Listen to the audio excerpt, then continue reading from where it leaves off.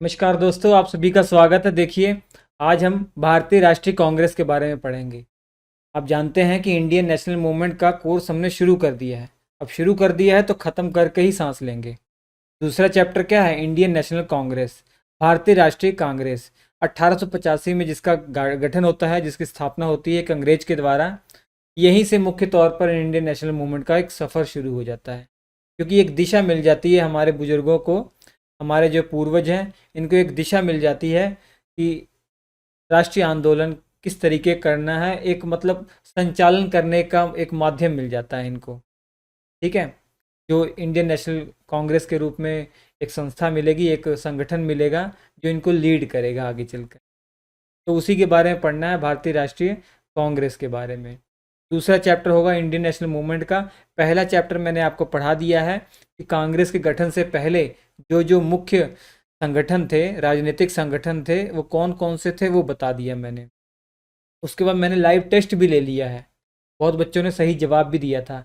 अब आप भी ये दूसरा चैप्टर अच्छे से पढ़िए, उसके बाद फिर लाइव टेस्ट में लूँगा, तब देखते हैं कौन सही जवाब दे पाता है। ठीक है, अभी भारतीय राष्ट्रीय कांग्रेस इसी एक वीडियो में ख़त्म नहीं हो पाएगा, इसके लिए 3 वीडियो में बनाऊंगा।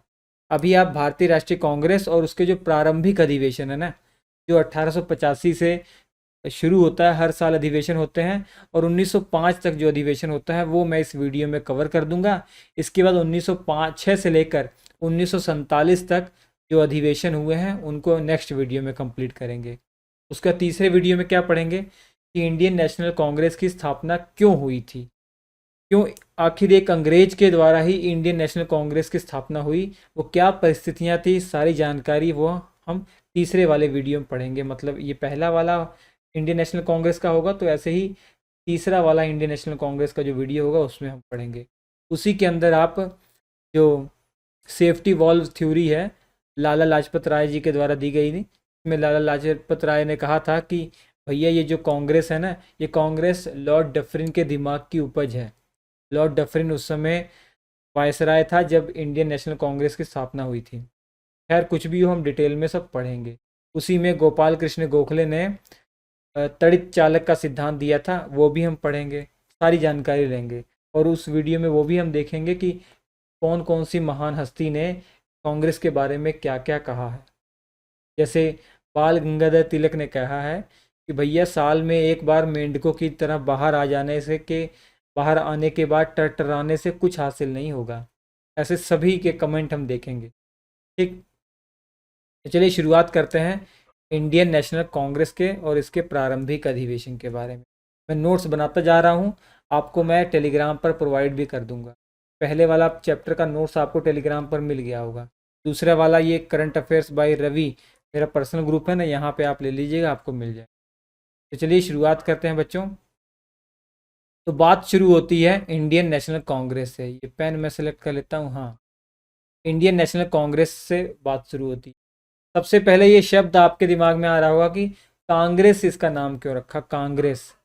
इस कांग्रेस का अर्थ क्या होता है? तो कांग्रेस का अर्थ होता है लोगों का समूह। इसका अर्थ क्या है?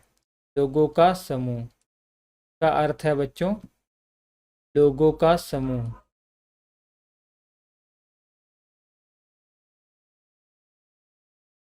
ठीक, इसका मतलब क्या होता है? कांग्रेस का लोगों का समूह। अमेरिका से ये शब्द लिया गया है, ये शब्द जो है अमेरिका से लिया गया है।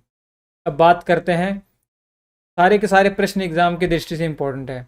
अभी मैं बाद में टेस्ट लूंगा, समझ में आ जाएगा। तो बात उठती है बच्चों, भारतीय राष्ट्रीय कांग्रेस की स्थापना कब हुई? तो आपको जवाब मिल गया 1885 में। भारतीय राष्ट्रीय कांग्रेस की स्थापना 1885 में हुई। ये देखिए, एक ऐसा संगठन था जो नेशनल इशू पर बात कर रहा था। इससे पहले जो संगठन थे ना, वो आप देख रहे हैं कि छोटे छोटे लेवल पर बात कर रहे थे। कोई जमींदारों की ही बात कर रहा है, कोई अपने ही केवल क्षेत्र की बात कर रहा है। लेकिन अब ऐसा मौका आ गया था, ऐसे संगठन की जरूरत थी कि पूरे अखिल भारतीय लेवल पर हो, पूरे इंडिया लेवल पर हो, जो सभी इंडिया की बात करे, सभी इंडियंस की बात करे। उस लेवल उस तरीके के संगठन के गठन करने की बात उठने लग गई थी। और ऐसा मौका भी मिल गया था कि इंडियन नेशनल कांग्रेस की स्थापना खुद अंग्रेज ने ही कर दी। तो बात उठती है कि संस्थापक कौन है बच्चों? तो ए ओ ह्यूम। क्या नाम है इनका? ए ओ ह्यूम। ए ओ ह्यूम। ये एक आईसीएस अधिकारी थे, रिटायर्ड आईसीएस अधिकारी थे, इंडियन सिविल सर्विस सर्वेंट थे ये। तो रिटायर हो चुके थे, एक अंग्रेज थे। इनका नाम पूरा ए ओ ह्यूम, ए का मतलब हो गया एलन, ओ का मतलब ऑक्टेवियन, तो एलन ऑक्टेवियन ह्यूम। पूरा नाम लिख दूं क्या मैं? एलन ऑक्टेवियन, ठीक है। एक ये एक्स आईसीएस लिख देता हूँ मैं, ये क्या थे? एक्स आईसीएस अधिकारी थे, ठीक। तो कांग्रेस के संस्थापक हैं।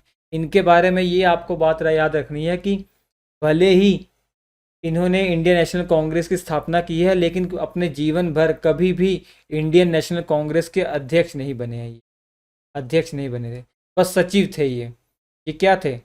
एओ ह्यूम सचिव थे, इंडियन नेशनल कांग्रेस के सचिव थे।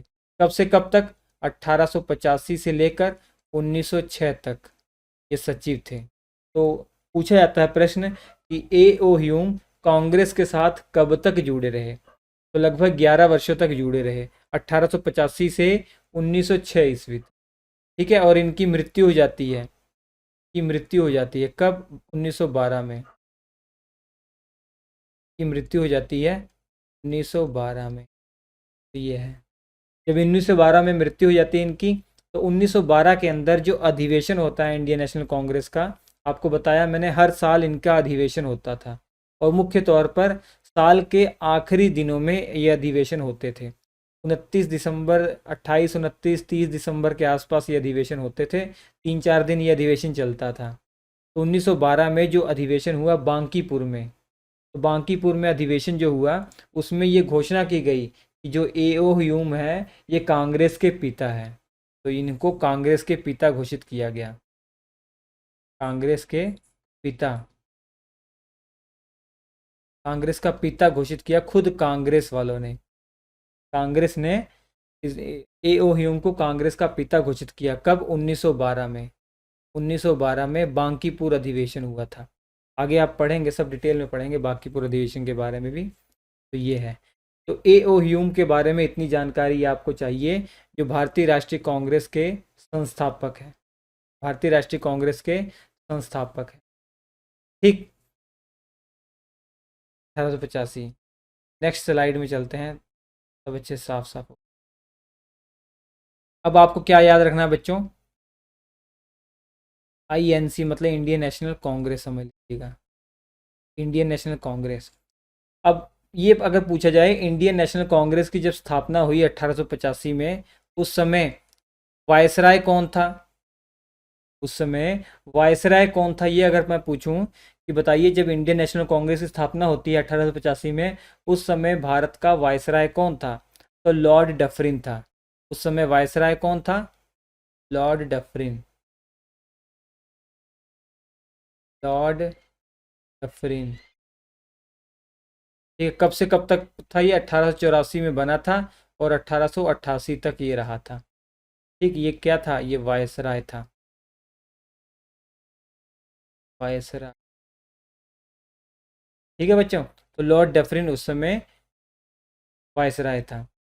एक और इम्पोर्टेंट चीज़ याद कर लीजिएगा, इंडियन नेशनल कांग्रेस का जब स्थापना हुआ था, तो इसका नाम इंडियन नेशनल कांग्रेस नहीं था, इसका नाम था इंडियन नेशनल यूनियन, ठीक है। इसका क्या नाम था?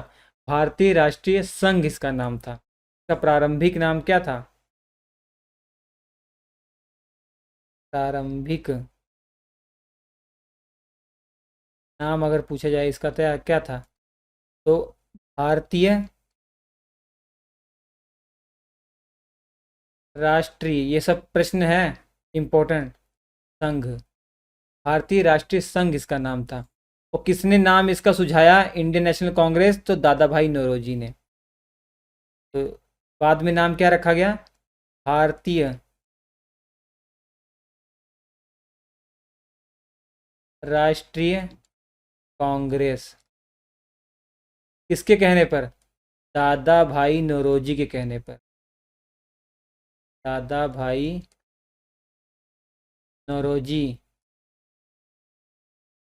के कहने पर इसका नाम क्या हो गया, भारतीय राष्ट्रीय कांग्रेस।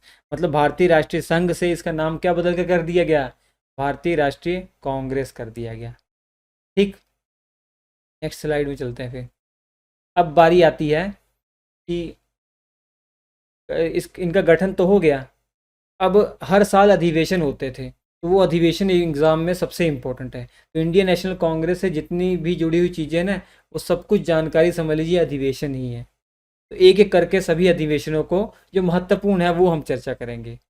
जो परीक्षा के लिए थोड़ा बहुत भी महत्वपूर्ण है उन सब की मैं चर्चा कर लूँगा, टेंशन मत लीजिए। तो सबसे पहले बात उठती है पहला अधिवेशन। ठीक है, पहला अधिवेशन ऐसे नहीं आपको याद रखना कि पहला अधिवेशन फिर 51वां अधिवेशन 52वां, ये नंबर नहीं याद करना है। आपको वर्ष याद रखना है कि उस वर्ष में कहाँ पर अधिवेशन हुआ। ये आपको नहीं याद रखना कि कौन से नंबर पर अधिवेशन है। जैसे 1938 में जो अधिवेशन हुआ है या 1939 में जो अधिवेशन हुआ है, जिसकी अध्यक्षता आप पढ़ेंगे आगे चलकर, सुभाष चंद्र बोस के द्वारा हुई है। अब ये नहीं आपसे पूछेगा कि भैया ये कौन से नंबर का अधिवेशन था, शुरुआत से कौन से नंबर का अधिवेशन था, ये कभी नहीं पूछेगा। पहला अधिवेशन भले मैंने लिख दिया, लेकिन ऐसा नहीं पूछेगा कि 51वां अधिवेशन कौन है भैया, नहीं। ये अधिवेशन 1938 में जो हुआ या 1942 में हुआ, कहाँ पर हुआ, ये याद रख सकते हैं। वो भी जो महत्वपूर्ण है बताता रहूँगा। तो पहला अधिवेशन की हम बात करते हैं बच्चों। पहला अधिवेशन होता है 1885 में। ठीक है, पहला अधिवेशन 1885 में जब इंडियन नेशनल कांग्रेस का गठन हुआ, तो पहला अधिवेशन हुआ। तो पहला अधिवेशन कहाँ हुआ, मैं ब्लैक पेन से लिखते जाऊँगा ताकि सब अलग अलग रहे। पहला अधिवेशन स्थान पूछा जाएगा, तो बम्बई। पहला अधिवेशन कहाँ हुआ, बम्बई। पहले तो सोच समझ के रखा गया था कि पुणे होगा अधिवेशन। पहले सबने सोचा था कि जो अधिवेशन है वो पुणे होगा, लेकिन पुणे में एक बीमारी खतरनाक फैल गई, हैजा बीमारी फैल गई। कौन सी, हैजा बीमारी फैल गई, तो स्थान चेंज कर दिया गया। तो बम्बई में ये कर दिया गया, बम्बई कर दिया गया। बम्बई के अंदर एक स्कूल है, नोट कर लीजिएगा, गोकुल दास। कौन सा स्कूल है, गोकुल दास तेजपाल स्कूल है। ठीक है, गोकुल दास तेजपाल जो सरस्वती विद्या मंदिर है, जो स्कूल है मुंबई के अंदर, वहाँ पे ये अधिवेशन हुआ था। ठीक है, ग्वालियर टैंक के पास है ये। ठीक, इतनी बातें याद रख लेंगे आप। अब सबसे महत्वपूर्ण बात है इसके अध्यक्ष कौन थे, क्योंकि हर अधिवेशन में अध्यक्ष होते थे, अध्यक्ष को नियुक्त किया जाता था। और वो अध्यक्ष कांग्रेस के कब तक बने रहते थे, 1 वर्ष तक, जब तक नेक्स्ट अधिवेशन ना हो जाए। जैसे 1885 में 28, 29, 30 अगर जो दिसंबर में अधिवेशन हो रहा है, और अध्यक्ष बनाया गया WC बैनर्जी को, व्योमेश चंद्र बैनर्जी को बनाया गया। तो ये कब तक रहेंगे, नेक्स्ट 1886 में जो अधिवेशन हुआ था दिसंबर में, तब तक बने रहेंगे। तो 1 साल तक कांग्रेस के अध्यक्ष रहेंगे। अध्यक्ष, पहले अध्यक्ष कौन थे, WC बैनर्जी, मतलब व्योमेश चंद्र बैनर्जी, व्योमेश चंद्र बनर्जी, ये अध्यक्ष थे। ये क्या थे, अध्यक्ष थे। अब पहला अधिवेशन जब होता है, इसमें कितने सदस्यों ने हिस्सा लिया, ये भी प्रश्न उठता है। तो 72 जिन्होंने हिस्सा लिया था, कुल 72 सदस्यों ने हिस्सा लिया था। ठीक है, और इसमें सुरेंद्र नाथ बैनर्जी ने हिस्सा नहीं लिया था, ये प्रश्न पूछा जाता है, क्योंकि सुरेंद्र नाथ बैनर्जी जो कि नेशनल, आपके कह सकते हैं कि इंडियन एसोसिएशन के संस्थापक हैं, बताया था ना, इंडियन एसोसिएशन के संस्थापक हैं। उन्होंने पहले अधिवेशन में हिस्सा नहीं लिया था। ये प्रश्न पूछा गया बार बार परीक्षा में, इसलिए मैंने बता दिया आपको, नोट कर लीजिएगा यहाँ पे। SN बनर्जी, क्योंकि बनर्जी नाम आ गया तो मुझे याद आ गया ऐसे, हालांकि हमने पहले बता भी दिया आपको। SN बनर्जी ने हिस्सा नहीं लिया पहले वाले में, दूसरे वाले में हिस्सा लिया था।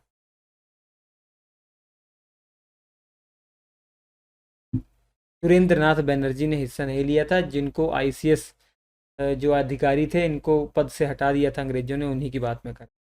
तो ये पहले अधिवेशन के बारे में इतनी बातें आप याद रख लीजिए। ठीक है। शुरुआत में जो भी अध्यक्ष बन रहे हैं वो सभी क्या हैं, उदार दल के नेता, उदारवादी नेता हैं या नरम दल के नेता हैं। अब आगे चलकर देखेंगे 1907 ईस्वी में 1907 में कांग्रेस दो भागों में बंट जाती है, एक नरम दल में, एक गरम दल में। नरम दल मतलब उदारवादी जो नेता थे वो मतलब उदारवादी स्वभाव के थे, मतलब उनकी ये सोच थी कि हमें अंग्रेज़ों के अधीन ही रहकर अपना जीवन गुजारना है और कुछ भी जो अधिकार हमें चाहिए, जो हमारी मांग है, वो हम अंग्रेज़ों से चिट्ठी लिखकर या उनसे याचिका करके प्रार्थना करके ही पा सकते हैं। जबकि जो गरम स्वभाव के नेता थे, जिन्हें उग्रवादी नेता कहा जाता है या गरम दल के नेता कहा जाता है, उनका ये मानना नहीं था। उनका ये मानना था कि हमें मांग करनी चाहिए पहले अंग्रेज़ों से, अगर वो हमारे अधिकार नहीं देते हैं तो हमको हड़ताल करनी चाहिए, हमको उनके खिलाफ धावा बोलना चाहिए। धावा बोलना चाहिए मतलब मारपीट नहीं करना चाहिए, उनके खिलाफ धरना प्रदर्शन, हड़ताल, ठीक है, ये करना चाहिए, आंदोलन करने चाहिए, ये उनका मानना था गरम दल के नेताओं का या उग्रवादी नेताओं का। उग्रवादी मतलब शब्द ये नेगेटिव शब्द नहीं है, एक पॉजिटिव शब्द की तरह आप यूज़ कीजिएगा, क्योंकि वो उग्रवादी नेता ये मत समझ लीजिए कि आतंकवादी, नहीं नहीं, वो गरम स्वभाव के नेता थे। कि मतलब गरम स्वभाव के मतलब ये भी नहीं है कि वो हिंसावादी थे, अहिंसक थे, वो भी अहिंसक थे। जो भी वो धरना प्रदर्शन कर रहे हैं, हड़ताल कर रहे हैं सरकार के खिलाफ, वो उसमें हिंसा नहीं कर रहे हैं, खून खराबा नहीं कर रहे हैं। हिंसा कौन करते थे, क्रांतिकारी, आगे पढ़ेंगे, क्रांतिकारी जो लोग थे वो हिंसा करते थे, वो देश के लिए मरने मारने को तैयार हो जाया करते थे। लेकिन गरम दल के और नरम दल के लोग हिंसा नहीं करते थे। ठीक। तो शुरुआत में 1885 से 1905 तक कांग्रेस के अंदर उदारवादी नेताओं का वर्चस्व ऊंचा रहा।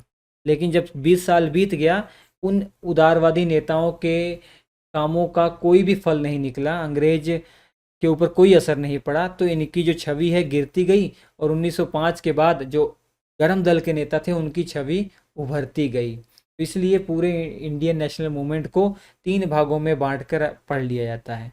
पहला 1885 से 1905 का जो टाइम पीरियड है उसको उदारवादी चरण कह देते हैं। पहला चरण मतलब उदारवादी चरण कह देते हैं। और 1905 से लेकर 1919 तक का इतिहास इसको उग्रवादी चरण कह देते हैं, क्योंकि यहाँ पर गरम दल के नेताओं का वर्चस्व अधिक था। और 1919 से 1947 तक जो इतिहास है इसको गांधीवादी चरण कह देते हैं, क्योंकि यहाँ पर गांधी जी का जो छवि थी, उनका जो वर्चस्व था वो हाई था, वही लीड कर रहे थे सब कुछ, इस कारण से गांधीवादी चरण कह देते हैं। यहीं पे रुकिए। जो दूसरा चरण मैंने क्या बताया, आपका उग्रवादी चरण, और तीसरा चरण आपका गांधीवादी चरण। इसी के जस्ट पैरेलल में क्रांतिकारी भी अपने काम कर रहे हैं, तो क्रांतिकारी चरण इन्हीं के पैरेलल में है। तो दूसरा और तीसरा जो चरण है इसको क्रांतिकारी चरण इनके पैरेलल में चल रहा है, मतलब क्रांतिकारी घटनाएं भी इनके पैरेलल में हो रही हैं। गरम दल के नेता अपना काम कर रहे हैं, गांधी जी अपना काम कर रहे थे, लेकिन क्रांतिकारी अपना काम कर रहे हैं पैरेलल में ही। तो क्रांतिकारी के बारे में, क्रांतिकारियों के बारे में अलग से चैप्टर में, एक स्पेशल चैप्टर में आपको पढ़ना है, कौन कौन से क्रांतिकारी, क्या क्या घटना है, वो सब डिटेल में पढ़ना, मैं बताऊँगा डिटेल में। तो पहला अधिवेशन आपको समझ में आ गया। चलिए दूसरे अधिवेशन की ओर चलते हैं। बार बार पेन सेलेक्ट करना पड़ रहा है, यही थोड़ा इरिटेट। अब दूसरा अधिवेशन बच्चों 1886 में हुआ था। ठीक है। दूसरा अधिवेशन कब हुआ था, 1886 में। कहाँ हुआ था, यहीं लिख देता हूँ, कलकत्ता में हुआ था। ठीक, कलकत्ता के अंदर हुआ था।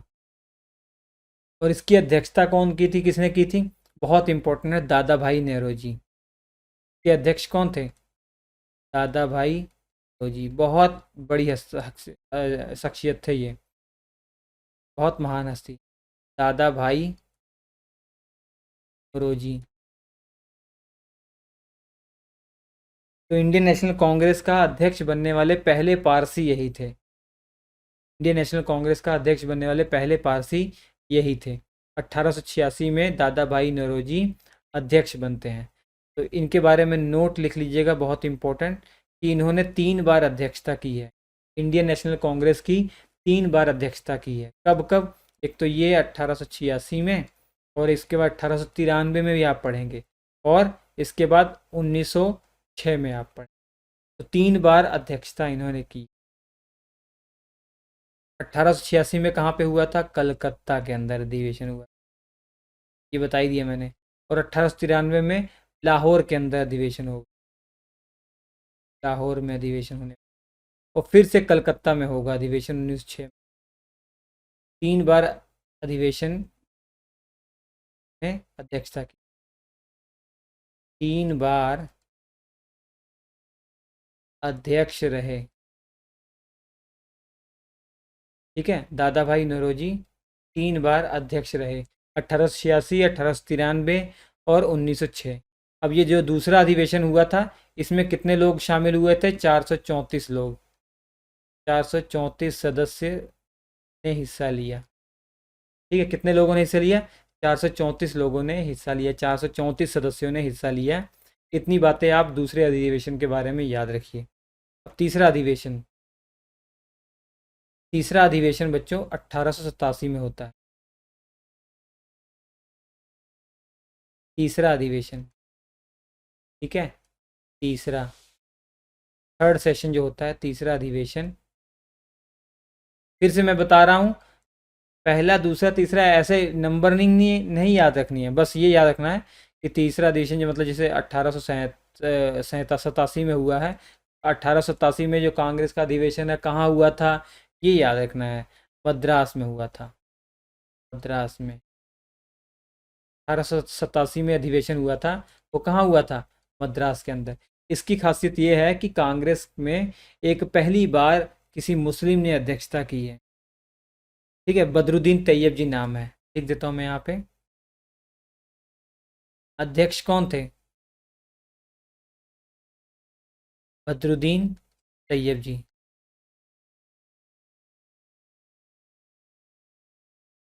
बदरुद्दीन तैयब जी, इनके बारे में क्या याद रखेंगे? कांग्रेस के पहले मुस्लिम अध्यक्ष, कांग्रेस के पहले मुस्लिम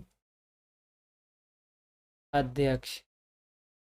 ठीक, और इसमें कितने लोगों ने शामिल हिस्सा लिया? 607 सदस्यों ने हिस्सा लिया।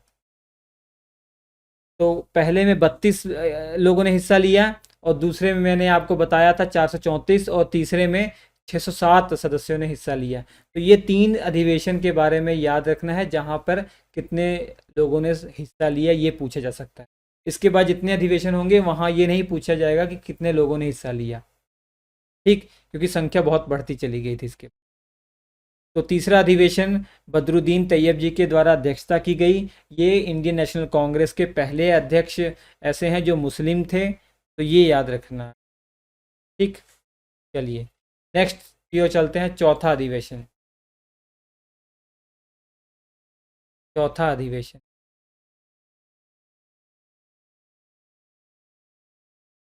अधिवेशन 1888 में होता है। ये कहाँ पे होता है? आज जिसका नाम प्रयागराज है, पहले इलाहाबाद था, वहाँ पे होता है प्रयागराज। पहले इसका नाम क्या था? इलाहाबाद। बहुत पहले नहीं, इसका नाम इलाहाबाद अकबर ने रखा था, आप जानते ही हैं। शुरुआत में तो नाम प्रयाग ही था। प्रयाग प्रशस्ति भी आपने देखा होगा, वहाँ पे अभिलेख जो है समुद्रगुप्त की प्रशंसा की गई है। तो समुद्रगुप्त मतलब गुप्त साम्राज्य से ही, गुप्त साम्राज्य, हर्षवर्धन साम्राज्य में प्रयाग का बहुत महत्व था। उसके बाद जब मुग़ल आए, मुग़लों में जो अकबर था उसने नाम चेंज कर दिया था, इलाहाबाद नाम रख दिया था, लेकिन दोबारा से योगी जी ने इसका नाम प्रयागराज कर दिया है। तो प्रयागराज में अधिवेशन 1888 में हुआ। इसकी अध्यक्षता एक अंग्रेज ने की थी। ये अध्यक्ष कौन थे? एक अंग्रेज। नाम क्या था? George Yule. नाम क्या था अध्यक्ष का? George Yule, George Yule. तो ये क्या है? कांग्रेस के पहले कोई विदेशी अध्यक्ष बना। ठीक है, कोई एक अंग्रेज कांग्रेस का अध्यक्ष बना, ये पहली बार हुआ है। तो ये लिख सकते हैं कि कांग्रेस के पहले विदेशी अध्यक्ष हैं। कांग्रेस के पहले विदेशी अध्यक्ष हैं। कौन है? जॉर्ज यूल, याद रखेंगे नाम, जॉर्ज यूल। ये वही अधिवेशन था जब वो आपका जो डफरिन था, उसने कहा था कि भैया जो कांग्रेस है ये अल्पसंख्यक लोगों को रिप्रेजेंट कर रही है, एक छोटे समूह को रिप्रेजेंट कर रही है, ब्राह्मणवादी एक संस्था है। ये कहा था किसने? लॉर्ड डफरिन ने, जो वायसराय था उसने कहा था। ठीक है, लॉर्ड डफरिन ने। शुरुआत में तो बहुत खुश था कि उसने सोचा कि कांग्रेस की स्थापना हमने ही तो करवाई है। कांग्रेस की स्थापना उसने एओ ह्यूम, इतिहासकार कहते हैं कि एओ ह्यूम ने डफरिन के कहने पर ही कांग्रेस की स्थापना की, ताकि जो 1857 की जन क्रांति हुई थी ना, ऐसी ही क्रांति आगे ना हो जाए। अगर आगे ऐसी क्रांति होने की नौबत आए तो हमारे पास एक ऐसा मंच होना चाहिए जिसकी सहायता से उस क्रांति को हम दबा सकें, ताकि हमारे पास पहले से जानकारी आ जाए कि भैया ऐसी क्रांति होने वाली है आपके खिलाफ, आप संभल जाइए, आप अलर्ट हो जाइए। उस कारण से इंडियन नेशनल कांग्रेस की स्थापना हम करवा रहे हैं और ये हमारा साथ देंगे, ये सोचा था। लेकिन जब इंडियन नेशनल कांग्रेस की स्थापना हो गई तो एक दो साल तो ठीक है, उसके बाद जो है ना, इंडियन नेशनल कांग्रेस के सदस्यों ने बार बार मांग, अपने हक की मांग की। इससे परेशान हो गया डफरिन, इस कारण से वो चिढ़ने लग गया अब किससे? इंडियन नेशनल कांग्रेस से। इसी कारण से उसने ये कहा कि कांग्रेस तो अल्पसंख्यक लोगों को रिप्रेजेंट कर रही है, मतलब कांग्रेस को अल्पसंख्यक कहा। किसने? लॉर्ड डफरिन ने। ठीक है, डफरिन ने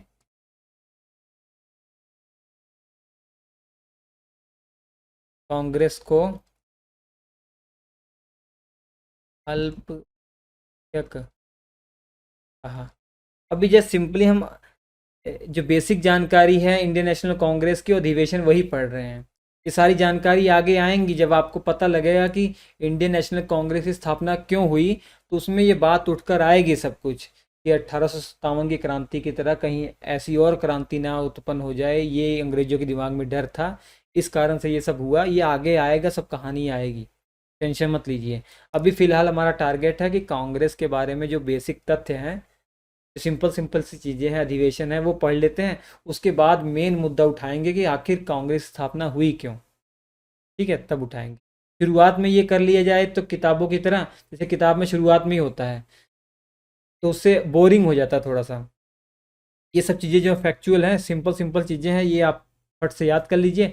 उसके बाद आपको पता लग जाएगा कि कांग्रेस स्थापना क्यों हुई, मैं बता ही दूंगा। ठीक, ये हो गया। अब बच्चों इतनी बातें आप ये को याद हो गई। अब देखिए इंडियन नेशनल कांग्रेस ने क्या सोचा कि हमें अब जो इंग्लैंड में भी अपने पैर पसारने होंगे, इंग्लैंड में भी कोई ऐसी कमेटी का गठन करना होगा कि जो वहाँ के लोगों का समर्थन हमारे लिए प्राप्त करे। मतलब हमारी जो बातें हैं वो इंग्लैंड तक जाएं, इसके लिए इंग्लैंड में हमें एक कमेटी की स्थापना करनी होगी। तो इसी इसी अधिवेशन में घोषणा की गई कि ठीक है, तो इंग्लैंड में भी एक कमेटी की स्थापना होगी। और अगले साल 1889 में एक कमेटी की स्थापना हुई। ठीक है, लंदन में। तो विलियम डिग्बी की अध्यक्षता में एक इंडिया कमेटी की स्थापना हुई। ठीक है, इसे कमेटी ऑफ इंडिया कहते हैं, नोट कर लीजिएगा। 1889 में लंदन में विलियम डिग्बी की अध्यक्षता में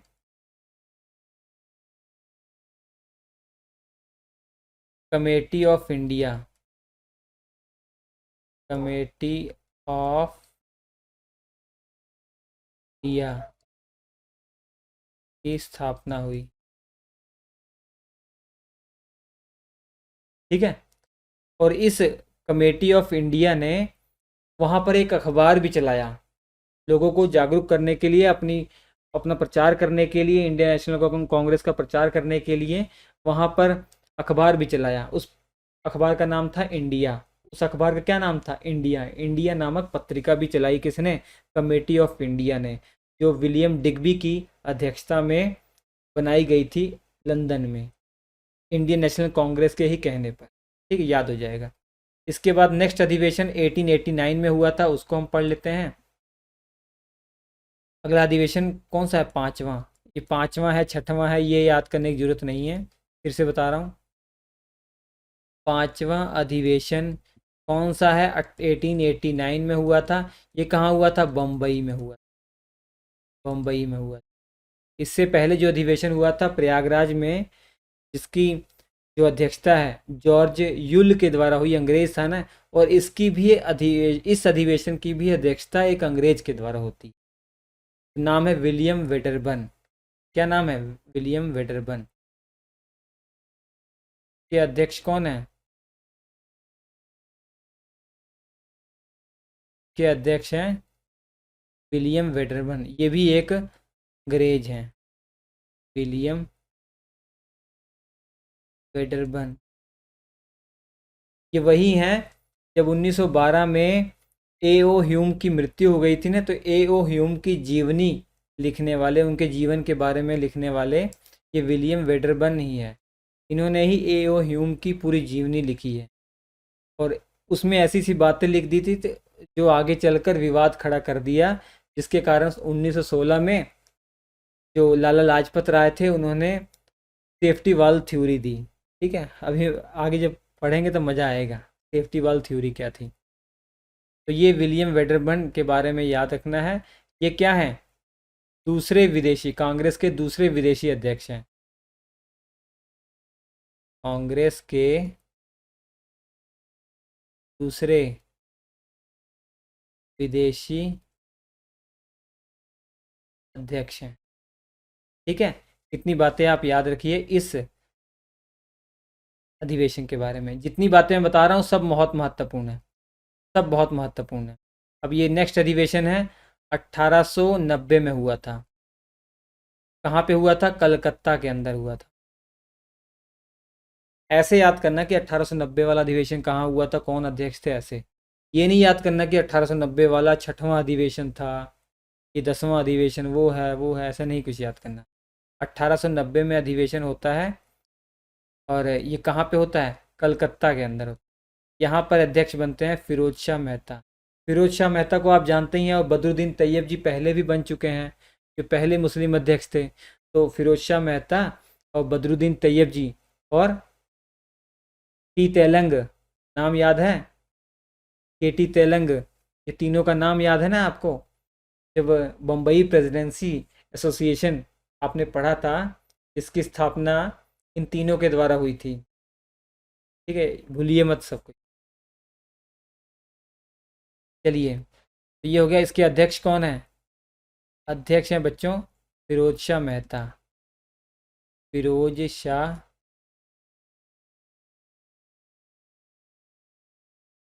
ये क्या है? कांग्रेस के दूसरे मुस्लिम अध्यक्ष हैं।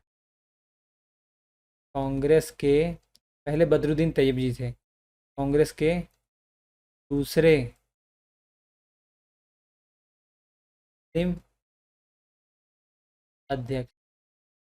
अब इस अधिवेशन में बहुत इंपॉर्टेंट घटना घटी। कादिम्बिनी गांगुली का नाम आपको याद है? उन्होंने इस अधिवेशन में संबोधित किया था। और वो जानते हैं कौन सी महिला है? कादिम्बिनी गांगुली भारत की वो महिला है जो सबसे पहले ग्रेजुएट हुई हैं।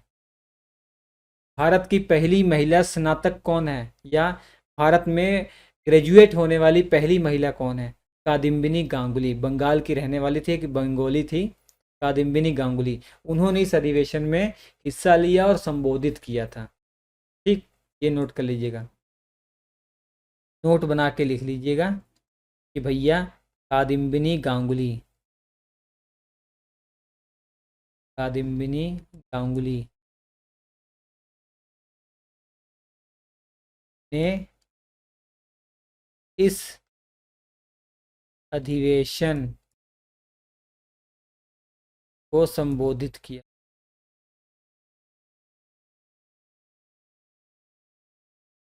क्या क्या इनके बारे में ऐसे एरो बना के लिख लीजिएगा। पहली महिला स्नातक, पहली महिला ग्रेजुएट होने वाली भारत की पहली महिला है ये कादिम्बिनी गांगुली। ठीक है, ये याद हो जाएगा आपको। इसके बाद अधिवेशन बच्चों 1891 में आपको याद रखना है, 1890 वाला पढ़ ही लिया। तो 1891 में अधिवेशन होता है नागपुर के अंदर।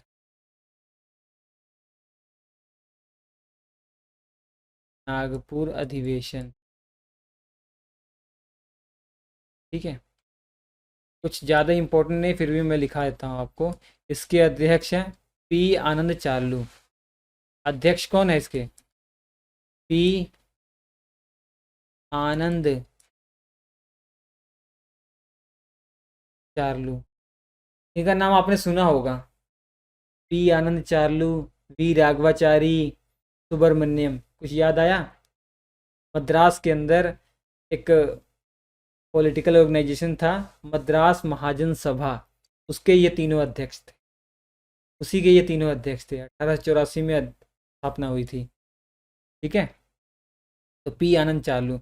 जितने भी अध्यक्ष आप देख रहे हैं ना, सभी के सभी नरम दल से संबंधित थे, क्योंकि मैंने आपको बताया शुरुआत के 20 वर्षों में कांग्रेस के अंदर नरम दल के नेताओं का वर्चस्व हाई रहा।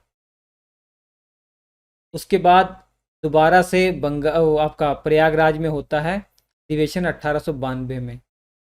1892 में दोबारा से प्रयागराज में अधिवेशन होता है। इस अधिवेशन की अध्यक्षता दोबारा से कौन करते हैं? डब्ल्यू.सी. बनर्जी। के अध्यक्ष कौन थे? अध्यक्ष डब्ल्यू.सी. बनर्जी। पहले जो अधिवेशन हुआ था 1885 में, उसकी भी अध्यक्षता डब्ल्यू.सी. बनर्जी ने की थी, और इसकी भी अध्यक्षता 1892 में भी अध्यक्षता जो है प्रयागराज में डब्ल्यू.सी. बनर्जी के द्वारा हुई। इसके बाद 1893 में आपको याद होगा, मैंने दादा भाई नौरोजी के बारे में बताया था, तो आपको उसी समय बता दिया था, जो 1893 में अधिवेशन हुआ था। ठीक है, लाहौर के अंदर। उसकी उसकी अध्यक्षता किसने की थी?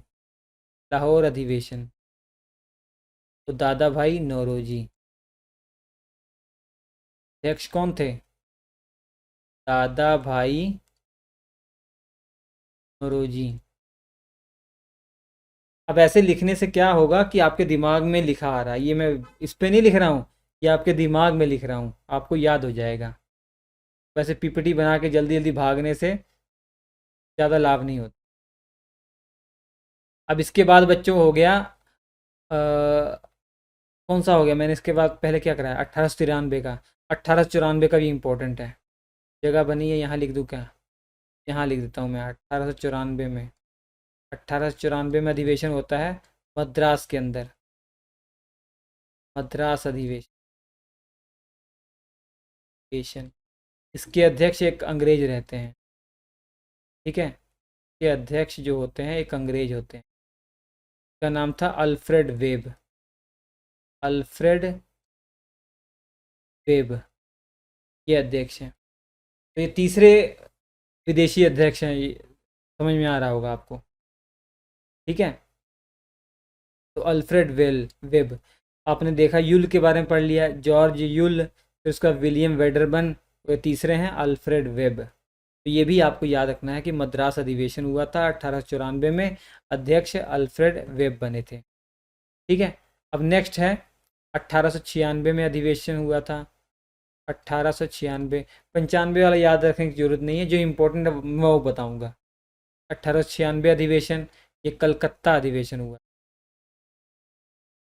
कलकत्ता अधिवेशन। कलकत्ता में हुआ था अधिवेशन। ठीक है, ये इम्पोर्टेंट इसलिए है क्योंकि एक तो यहाँ पर अध्यक्षता के द्वारा हुई है, एक मुस्लिम के द्वारा हुई है। अध्यक्ष कौन बने हैं? रहीमतुल्ला। रहीमतुल्ला पूरा नाम है सयानी,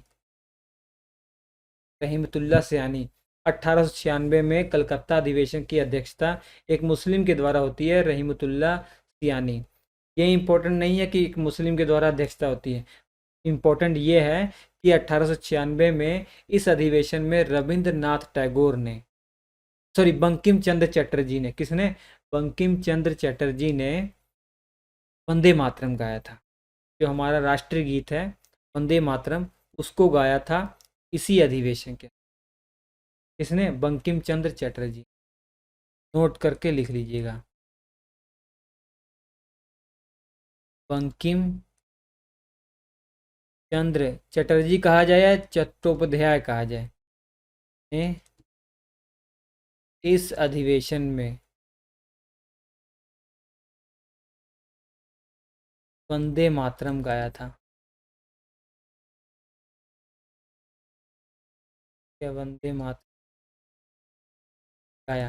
तो कांग्रेस के मंच से बंकिम चंद्र चटर्जी ने पहली बार वंदे मातरम कब गाया? तो इसी अधिवेशन 1896 में गाया। अधिवेशन कहाँ हुआ था? कलकत्ता में हुआ। कहाँ हुआ था? कलकत्ता के अंदर हुआ। नोट कर लीजिएगा, इंपॉर्टेंट जानकारी। ठीक है, नेक्स्ट चलते हैं। 1896 हो गया, इसके बाद जो है महत्वपूर्ण 1901 वाला, 1901 अधिवेशन। 1901 में अधिवेशन होता है कलकत्ता के अंदर, कलकत्ता अधिवेशन। इसके अध्यक्ष हैं बच्चों दिनशा वाचा। के अध्यक्ष कौन बनते हैं? दिनशा वाचा। दिनशा वाचा इसके अध्यक्ष। लेकिन ये इम्पोर्टेंट नहीं है कि 1901 का अधिवेशन कलकत्ता में अध्यक्ष दिनशा वाचा, ये इम्पोर्टेंट नहीं। ये वो अधिवेशन है जब गांधी जी ने पहली बार कांग्रेस के अधिवेशन में हिस्सा लिया था। आप कहेंगे गांधी जी तो भैया 1915 में आए थे। अरे 1915 में परमानेंटली आए थे भारत में रहने के लिए ना, लेकिन उससे पहले बीच बीच में आया करते थे। तो 1901 में जब अधिवेशन हुआ उस दौरान गांधी जी इंडिया में आए हुए थे। अब इंडिया में आए हुए थे, लगे हाथ उन्होंने कांग्रेस के अधिवेशन में हिस्सा भी ले लिया, लेकिन उसके बाद वो फिर चले गए थे विदेश। ठीक है, तो 1901 अधिवेशन ये था, गांधी जी ने पहली बार, नोट बना के लिख लीजिएगा, गांधी जी ने पहली बार अधिवेशन में हिस्सा लिया, किसी कांग्रेस के अधिवेशन में हिस्सा लिया। अधिवेशन का हिस्सा बने या हिस्सा लिया? हिस्सा बने। ठीक है, ये याद हो जाएगा आपको। और एक और इम्पोर्टेंट गांधी जी के बारे में है कांग्रेस संबंधित, कांग्रेस के कौन से अधिवेशन का इन्होंने अध्यक्षता की है? तो 1924 में अधिवेशन होगा बेलगाम में, कर्नाटक के बेलगाम में अधिवेशन होगा 1924 में। उसकी अध्यक्षता ये गांधी जी ने की है। वही एकमात्र ऐसा अधिवेशन है जिसकी अध्यक्षता गांधी जी ने की है, और इसके अलावा कोई भी ऐसा अधिवेशन नहीं है जिसकी अध्यक्षता गांधी ने की हो। गांधी जी ने बस एक ही अधिवेशन की अध्यक्षता की है, वो बेलगाम वाला अधिवेशन है, कर्नाटक वाले क्षेत्र में। ठीक, तो 1901 का हो गया। 1901 के बाद कोई इंपॉर्टेंट तो है नहीं, 1905 वाला इंपॉर्टेंट है। 1905, 1905 का अधिवेशन ये वाराणसी में हुआ था, वाराणसी अधिवेशन है। ये इम्पोर्टेंट इसलिए है, इसकी अध्यक्षता पता किसके द्वारा हुई है? इसके अध्यक्ष रहे हैं गांधी जी के जो पॉलिटिकल गुरु हैं, राजनीतिक गुरु हैं। आपको याद होगा कौन है? गोपाल कृष्ण गोखले। गोपाल कृष्ण गोखले के द्वारा इसकी अध्यक्षता हुई है, वाराणसी अधिवेशन, गोपाल कृष्ण गोखले। ये महत्वपूर्ण इसलिए है ना क्योंकि जब ये अधिवेशन हो रहा है, इससे पहले ही लॉर्ड कर्जन ने बंगाल के 2 टुकड़े कर दिए हैं, बंगाल का विभाजन हो गया है। तो बंगाल का विभाजन बंगाल का विभाजन हो चुका है। नोट कर लीजिए। ठीक है। बंगाल का विभाजन किसके द्वारा, उस समय वायसराय कौन था? Lord Curzon. Lord Curzon.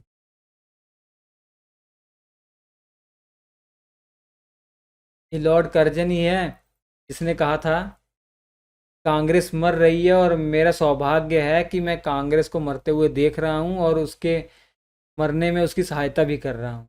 ये कथन लॉर्ड कर्जन के हैं।